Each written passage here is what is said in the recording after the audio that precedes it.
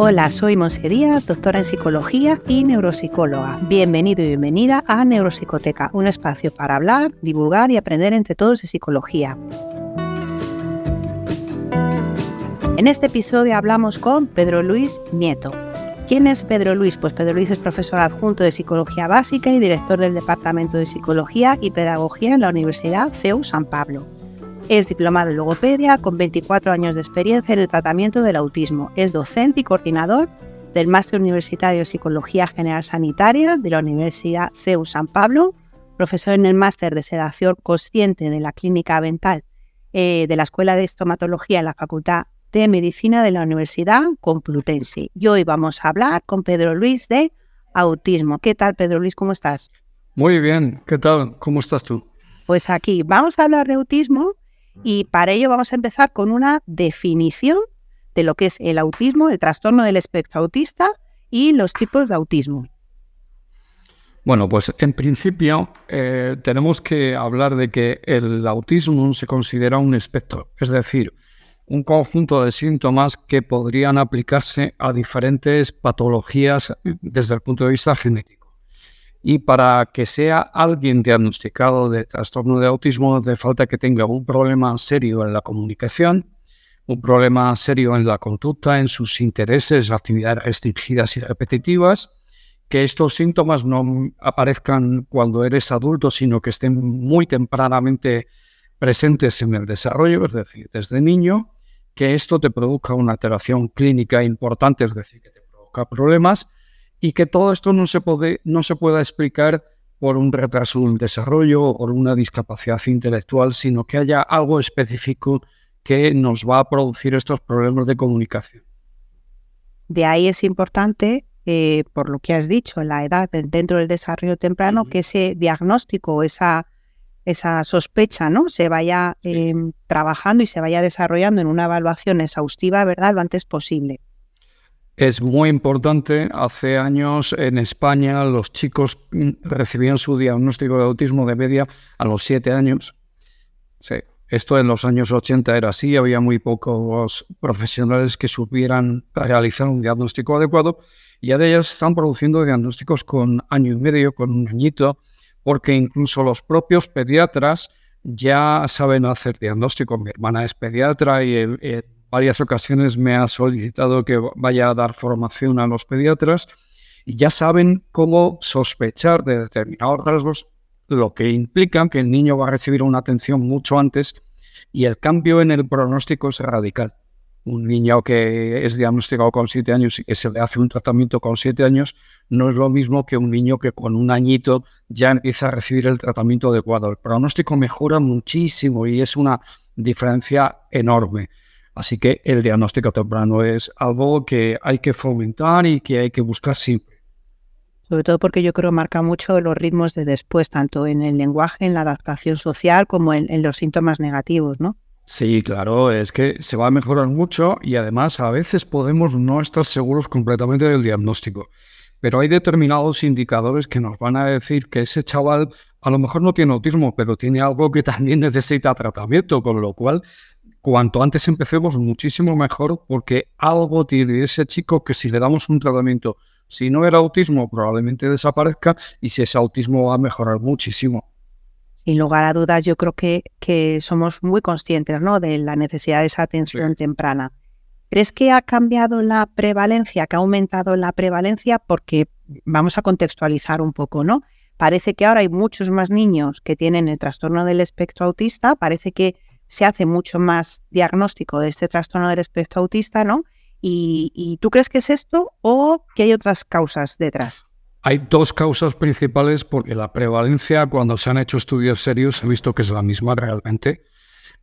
Hay dos factores. Primero, los profesionales cada vez conocemos mejor el autismo y sabemos diagnosticarlo. Ahora todos mis alumnos han oído hablar de autismo un montón de veces, saben de qué va y en todas las universidades está pasando. Cuando yo me formé como psicólogo, oí hablar en 5 años de licenciatura una vez del autismo y lo que me contaron era incorrecto, porque hablaban de que si eran las madres las causantes del autismo de sus hijos. Ese primer factor. Fíjate que en los años 80 aquí en Madrid solamente había 2 profesionales que supieran diagnosticar el autismo. Wow. Claro, era un psiquiatra, Ángel Díaz Cuervo, y un psicólogo, Ángel Rivier, que eran realmente los que sabían hacerlo. Ahora hay un montón de profesionales que saben diagnosticar. Ese es el primer factor. Segundo factor, que los criterios diagnósticos se han hecho más amplios y que antes solamente recibían ese diagnóstico aquellos que tienen unas características muy fuertes, con unos síntomas muy evidentes, y ahora ya se sabe que determinados síntomas, aunque no sean tan severos, también a esa persona me la ubican dentro de este espectro de trastornos del autismo. Con lo cual realmente estamos abriendo el diagnóstico. Y bueno, hay otro tercer factor que no hay que olvidar, que sería lo que Freud llamaría el diagnóstico silvestre, que es que cuando un determinado diagnóstico se pone de moda, muchas personas enseguida lo primero que piensan, a mí me pasó hace años que como la profesora de mis hijos en preescolar sabía que yo trabajaba con autismo, me dijo, oye, que tengo aquí un niño que creo que tiene autismo. Digo, ¿y por qué? Dices que juega solo. Eso no es, solamente con eso no podemos sospechar que tenga autismo. Ese chaval ahora tiene hijos y está casado perfectamente. O sea que a veces se pone de moda un diagnóstico y todo el mundo piensa, yo tengo autismo. Pues no es tan fácil, ¿eh? Que hay que huir bastante de las modas diagnósticas, ¿no? Sí. Hemos pasado por varias olas, ¿no? La del TDA yo creo que la tenemos casi superada, ¿no? Casi superada. La del TEA estamos en ello. Ahora aparece la del psicópata o la del narcisista, ¿no? Estamos en esas modas diagnósticas, ¿no? Sí. Más allá de esas modas diagnósticas, que sabemos que son modas y obedecen a que alguien lo pone de manifiesto y parece que todos nos tenemos que subir a ese carro, todos tenemos ese trastorno, ¿no?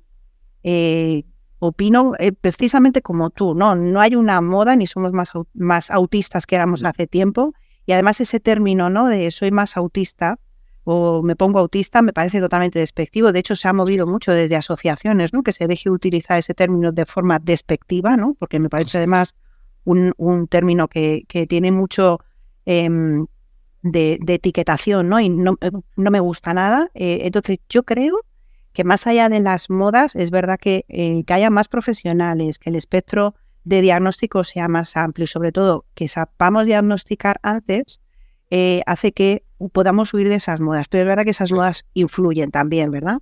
Sí, influyen mucho. Además, se ha habido varias series de televisión donde aparecían personas con este trastorno, algunas mejores, otras peores, pero en el momento que alguna persona ve alguna de estas series dice, oye, yo es que me parezco al protagonista.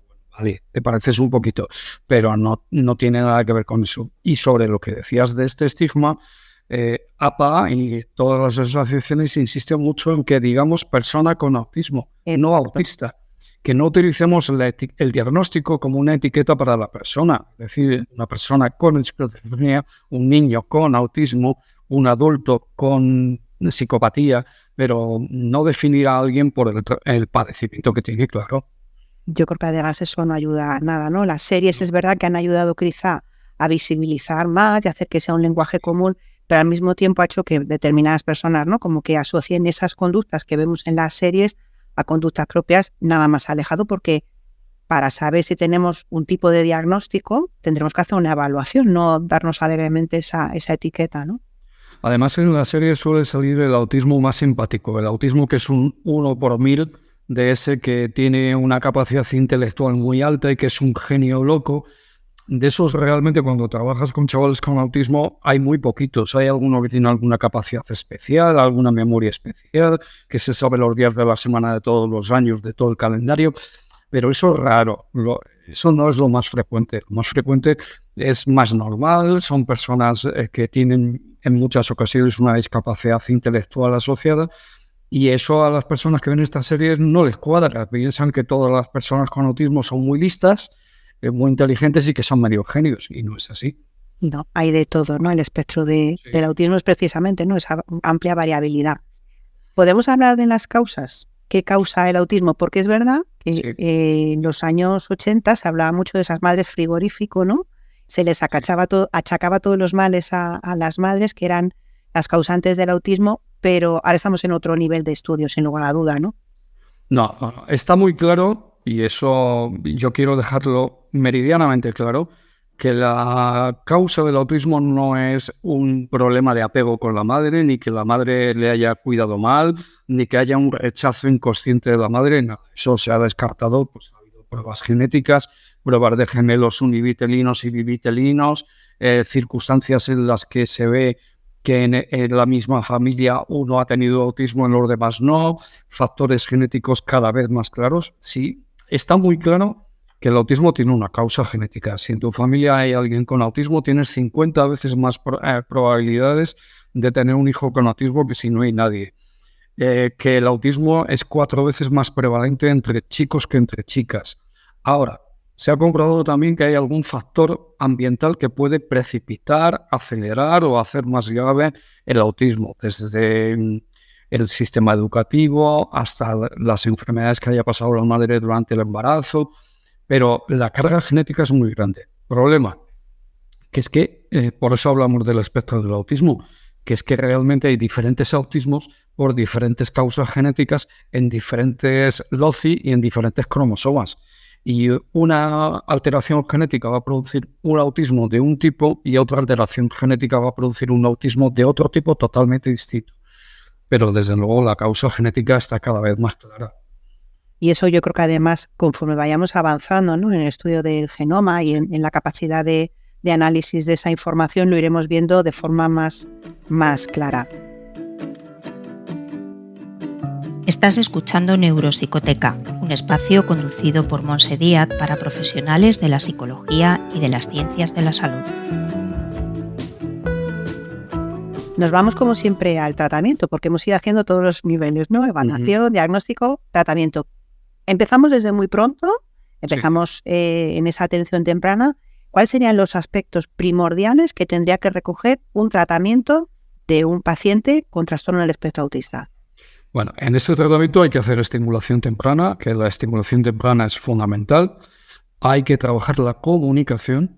Este es un error que se cometió hace tiempo. Se trabajaba el lenguaje. No, hay que trabajar la comunicación. Que es más que el lenguaje, sin lugar a dudas. Claro, porque tú le puedes implantar lenguaje y el niño utilizarlo de forma mecánicamente y realmente no comunicarse, que ese es el problema que tienen los chavales con autismo. Lo que estamos viendo es que algunos desarrollan un lenguaje oral, otros desarrollan un lenguaje de signos, otros desarrollan un lenguaje mediante fotografías, otros mediante gestos naturales, no importa. Lo importante es fomentar que el niño se dé cuenta de que puede interactuar con los demás de alguna manera y que eso le va a abrir puertas. Entonces, si trabajamos la comunicación va a ser fundamental. Técnicas, pues la modificación de conducta y las técnicas de condicionamiento operante funcionan muy bien al principio, pero afortunadamente, según el niño va abriendo su mente y va aprendiendo, podemos utilizar ya técnicas diferentes y técnicas ya más basadas en el intercambio social, que es complicado. Lo que es muy, muy importante es que en este trastorno el trabajo tiene que ser muy intensivo. Se va a trabajar muchas horas con el niño, van a trabajar muchos profesionales, van a tener que trabajar los padres van a tener que recibir formación y el niño va a necesitar un tratamiento por profesionales especializados en psicología, en pedagogía, en fisioterapia, en rehabilitación, en muchos aspectos. Es un tratamiento que no deja de ser crónico. Sí. Y el proceso de rehabilitación tiene que ser muy a largo plazo. Es decir, eso es una carrera que dura prácticamente toda la vida, ¿no? Para siempre. Hay pocos casos en los que podamos decir que esa persona ya no necesita tratamiento porque ha llegado a un nivel de integración social y de rendimiento bueno. Yo he conocido uno, pero vamos, es muy poco frecuente. Lo normal es que sigas necesitando un tratamiento y un apoyo toda la vida, porque el nivel de comprensión que tienen para manejarse en un ambiente social es bajo. Hay chavales con discapacidad intelectual, solamente con discapacidad intelectual, que su nivel de autonomía llega a ser bastante alto. Los chavales con autismo, su nivel de autonomía muchas veces es reducido. Incluso los que tienen nivel intelectual más alto van a necesitar un apoyo siempre. Yo me acuerdo, y a mis alumnos les cuento siempre el caso de Stephen Wilson, el chaval este que es tan famoso porque le montan en un helicóptero y después te pinta una ciudad de memoria. Este chaval tiene autismo y yo le conozco en persona, estuve hablando con su hermana y me dice, sí, pinta muy bien los edificios, pinta muy bien los coches, pero para cruzar la calle necesito llevarle yo porque no sabe pasar por un paso de cebra. Exacto, pues lo que hablamos de esas habilidades excepcionales que luego en el hecho del día a día no son funcionales, ¿no? No. Bien. No, porque son muy especializadas. Sí. Pues vamos a terminar, como siempre, con nuestra línea de esperanza, porque siempre me gusta terminar con un mensaje positivo. ¿Hacia dónde vamos? Con el diagnóstico, con el tratamiento y con el futuro de los pacientes que nos vayamos encontrando de autismo. ¿Hacia dónde crees que vamos, Pedro Luis? Lo fundamental lo has insinuado tú antes, que es el proyecto Genoma Humano. Tenemos que diferenciar las diferentes causas genéticas. Y el autismo realmente es un gran paraguas, por eso es el trastorno del espectro del autismo, y a nadie se le ocurriría hablar ahora mismo solo de discapacidad intelectual. Sabemos que no es lo mismo el síndrome de Down, que el X frágil, que la fenilcetonuria, que hay diferentes causas genéticas y cada una de ellas necesita un tratamiento. Con el autismo, afortunadamente, dentro de 10-15 años lo vamos a ver, que vamos a tener los diferentes subtipos con las diferentes causas genéticas y podremos hacer un tratamiento mucho más especializado en función de la causa que haya provocado ese trastorno del autismo en esa persona. Lo que ya estamos viendo, afortunadamente, es algo que tiene que ver con lo que comentábamos antes, y es que cada vez el tratamiento es más temprano. Entonces, el pronóstico es mucho mejor. Chicos que antes no conseguíamos mucho con ellos, ahora se está consiguiendo un nivel de comunicación mucho mayor porque el diagnóstico es mucho más temprano y el cerebro es muy maleable. Afortunadamente, trabajando con un crío de 1 añito, 2 añitos, el que yo antes te estaba insinuando que ya tiene un rendimiento prácticamente normal, yo lo conocí con 1 año y medio y no hablaba, y ahora ha terminado la carrera de piano y está perfectamente integrado. Claro, pero tenía un buen nivel intelectual de base, pero si lo hubiéramos esperado a los 7 años como antes, pues probablemente el tratamiento no hubiera sido tan eficaz. Como se empezó muy temprano, el pronóstico ha mejorado muchísimo. Esa parte ya la estamos viendo. Lo que yo quiero ver es esa parte de que me venga un informe de que este chaval sí entra dentro del diagnóstico del autismo, pero tiene el daño en el cromosoma 14 y ya sabes que los que el daño es en el cromosoma 14 tienes que insistir más en lenguaje de signos porque es lo que mejor le funciona. Cuando sepamos esas cosas, el tratamiento va a ser mucho más eficaz. Sin lugar a dudas ha cambiado mucho todo el panorama, ¿no? Yo coincido contigo, yo también tengo un paciente que empezamos muy pronto y estamos pues prácticamente a nivel de edad, ¿no? En casi todas las funciones. Y es verdad que se nota una grandísima diferencia aquel camino que teníamos antes, ¿no? De estos niños que se empezaba una rehabilitación mucho más tardía que ahora, ¿no? Y ese es quizá el camino de la esperanza, ¿no? Donde nos quedamos. Sí. No, y hay otro factor también muy bueno, y es que hace tiempo nadie sabía qué era el autismo.